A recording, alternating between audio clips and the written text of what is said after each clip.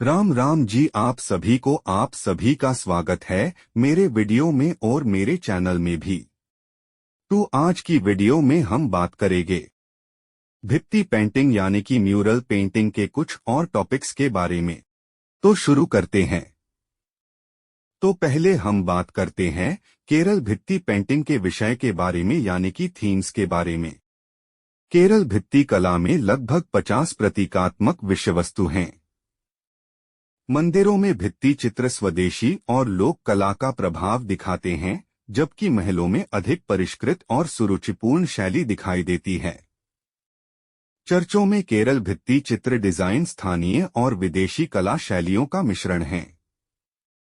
मंदिर के भित्ति चित्रों के विषय और विषय वास्तुशास्त्र के अनुसार तय किए जाते हैं और विस्तृत आभूषण पहनते हैं।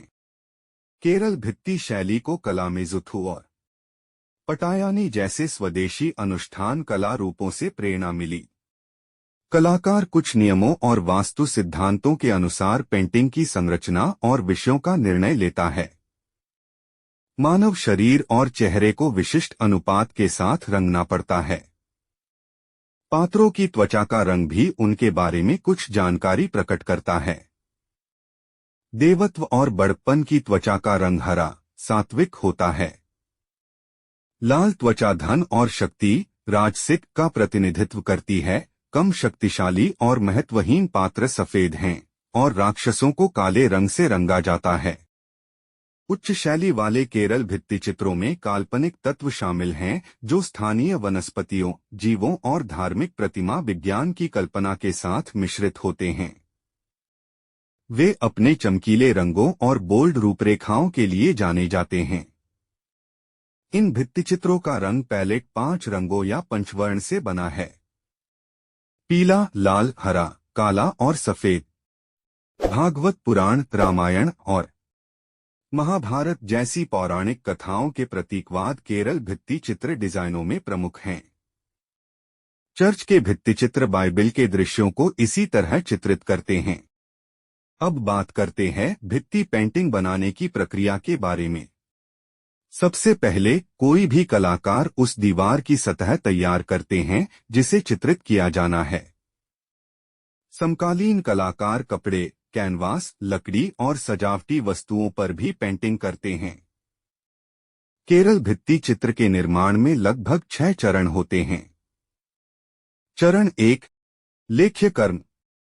कलाकार लेख्य कर्म के साथ आगे बढ़ता है, जो कि मौलिक चित्र है जिसे कलाकार दीवार पर प्रस्तुत करता है। यह एक मार्गदर्शक ढांचे के रूप में कार्य करता है, जिससे कलाकार को जटिल पैटर्न की कल्पना करने में मदद मिलती है। कलाकार गाय के गोबर की राख को पानी या नारियल पानी के साथ मिलाकर स्केच तैयार करता है। चरण 2, रेखा कर्म। अगले चरण को रेखा कर्म के नाम से जाना जाता है, जिसमें कलाकार लाइन वर्क को मजबूत करने और भरे जाने वाले रूपों और आकृतियों में सुधार करने के लिए कित्तालेखनी नामक गाय के गोबर की पेंसिल का उपयोग करता है।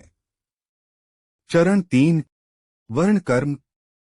इस चरण वर्णकर्म में कलाकार पहले चमकीले हिस्सों के साथ आगे बढ़ता है और फिर गहरे रंगों की ओर जाता है।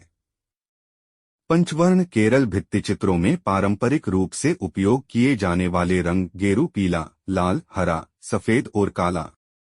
चरण 4, वर्तना कर्म। इस चरण में कलाकार छायांकन और प्रतिपादन जोड़ता है। चरण 5, लेखा कर्म। पेंटिंग की अंतिम रूपरेखा बांस की डंडियों या बारीक ब्रशों से जोड़ी जाती है। चरण 6, विका कर्म। कलाकार अंतिम रूप देता है और विवरणों को परिपूर्ण बनाता है। भित्तिचित्र को पूरा करने के बाद कलाकार इसे सुरक्षा के लिए और चमकदार फिनिश देने के लिए पाइन राल और तेल से कोट करता है। और अब बात करते हैं आज के आखिरी विषय के बारे में कि केरल भित्ति पेंटिंग डिजाइन में रंग प्रतीकवाद क्या है। तो रंग भारतीय चित्रकला का एक अभिन्न अंग है। यह केरल की भित्ति कला में भी एक महत्वपूर्ण भूमिका निभाता है और प्रत्येक रंग का अपना महत्व होता है। आइए हम केरल भित्ति चित्र डिजाइनों में रंग प्रतीकवाद को देखें। पहला है लाल। लाल रंग जुनून, प्यार और शक्ति का प्रतिनिधित्व करता है। देवी काली को चित्रित करने के लिए अक्सर प्राकृतिक लाल रंग का उपयोग किया जाता है। दूसरा है पीला। पीला रंग ज्ञान और बुद्धि का प्रतीक है। यह चमकीला रंग अक्सर विद्या की देवी सरस्वती से जुड़ा होता है। तीसरा है हरा। हरा रंग उर्वरता और जीवन का प्रतीक है और इसका उपयोग प्रकृति और जंगलों को चित्रित करने के लिए किया जाता है। चौथा है नीला। ठंडा नीला रंग अनंत और परमात्मा का प्रतिनिधित्व करता है। केरल की भित्ति कला में आमतौर पर भगवान कृष्ण के लिए नीले रंग का उपयोग किया जाता है। पांचवां है काला। काला रंग विनाश और परिवर्तन का प्रतीक है और अक्सर भगवान शिव से जुड़ा होता है। तो केरल भित्ति चित्रों के इन 5 रंगों को एक साथ पंचवर्ण 5 रंग भी कहा जाता है। तो आज की वीडियो यहीं पर समाप्त करते हैं और मिलते हैं अगली वीडियो में। और अब बस एक विषय बाकी है, उसको अगली वीडियो में खत्म करते हैं। राम राम।